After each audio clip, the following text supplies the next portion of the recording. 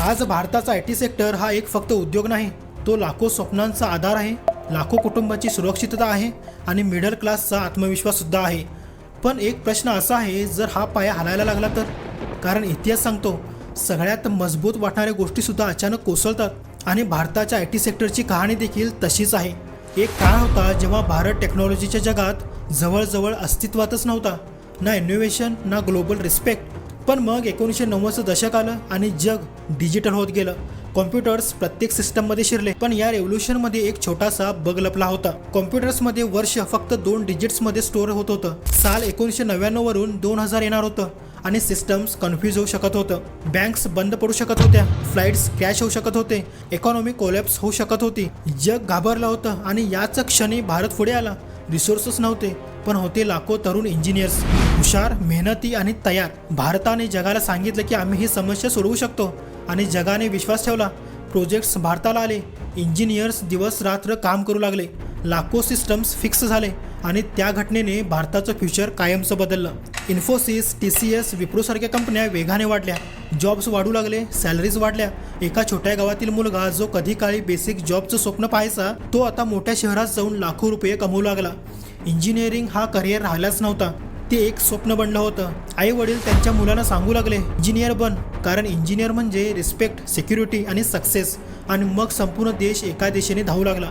Engineering colleges वाढले, लाखो विद्यार्थी एका स्वप्नासाठी झटू लागले. सगळं परफेक्ट वाटत होतं. आय टी सेक्टर ग्रो होत होता, इकॉनॉमी मजबूत होत होती. पण प्रत्येक सक्सेस स्टोरीच्या मागे एक हिडन ट्रूथ लपलेलं असतं. भारत कोड लिहित होता, पण स्वतःचं फ्युचर लिहित नव्हता. तो प्रोडक्ट्स तयार करत होता, पण सर्व्हिसेस देत नव्हता. तो दुसऱ्यांसाठी काम करत होता आणि हीच गोष्ट पुढे जाऊन मोठं संकट बनणार होती. कारण कसं आहे ना, की तुमचं फ्युचर दुसऱ्यांच्या डिसिजनवरती डिपेंड राहतं, तेव्हा एक डिसिजन सगळं बदलू शकतो.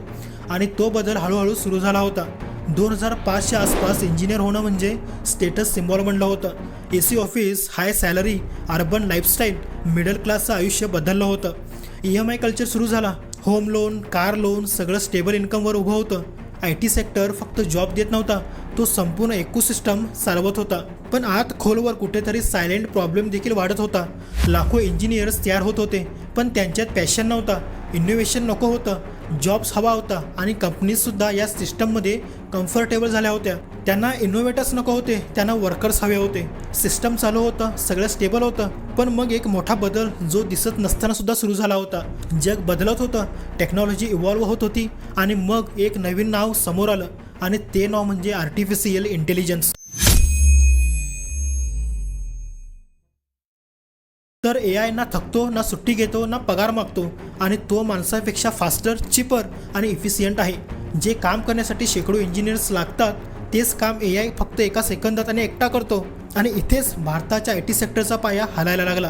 प्रोजेक्ट्स कमी होऊ लागले, हायरिंग थांबू लागली, फ्रेशर्ससाठी ऑपॉर्च्युनिटीज कमी झाल्या, माइंड लेवल एम्प्लॉईजसुद्धा सेफ राहिले नाहीत. जॉब सिक्युरिटी, जी कधी आय टी सेक्टरची सर्वात मोठी ताकद होती, ती आता अनसर्टेनली बदलली. एम्प्लॉईज घाबरू लागले, उद्या जॉब राहील का? आणि याचा इम्पॅक्ट फक्त कंपनीजवर नाही, तर संपूर्ण इकॉनॉमीवरती सुद्धा दिसू लागला. मिडल क्लास, ज्याने आय टी सेक्टरवर विश्वास ठेवला होता, तो आता थांबू लागला. घर खरेदी पोस्टपोन झाली, स्पेंडिंग कमी झाली, रिअल इस्टेट, ऑटोमोबाईल, बिझनेसेस या सगळ्यांच्यावर परिणाम झाला. एक चेन रिॲक्शन सुरू झाला. पण सगळ्यात मोठा प्रश्न अजूनही उभा आहे, हा फक्त स्लोडाऊन आहे का की एका मोठ्या ट्रान्सफॉर्मेशनची सुरुवात? कारण इतिहास सांगतो, जे बदलत नाहीत ते टिकत नाहीत. आणि आज भारताचा आय टी सेक्टर हा एका अशा वळणावरती उभा आहे, जिथे पुढचा डिसिजन लाखो लोकांचं फ्युचर ठरवणार आहे. आणि कदाचित हा प्रश्न फक्त एका आय टी सेक्टरचा नाही, तो तुमच्या फ्युचरचा सुद्धा आहे.